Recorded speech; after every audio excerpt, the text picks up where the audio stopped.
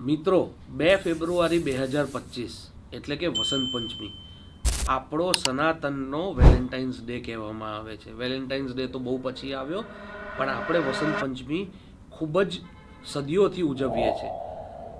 પ્રેમની સિઝન ત્યારથી શરૂ થાય છે. તો તમારી અગર રિલેશનશિપમાં પ્રોબ્લેમ હોય કે તમારી લવ લાઈફમાં સારું પાત્ર ઈચ્છતા હો, તો તમારે જે પહેલો લવ લેટર રૂક્ષ્મણીજીએ શ્રી કૃષ્ણને લખ્યો હતો તેની ગૂગલ ઉપર શોધી અને પ્રિન્ટ કઢાવો, અને એની પાછળ તમારે જેની સાથે પણ પ્રેમ સંબંધ છે તેનું નામ લખી ઘરના સાઉથ વેસ્ટ એટલે કે નૈઋત્ય, દક્ષિણ અને પશ્ચિમ વચ્ચેનો ખૂણો ત્યાં તમારે તેને મૂકી દેવાનું છે, જેથી તમારી લવ લાઈફ સારી જશે અને સક્સેસફુલ થશે.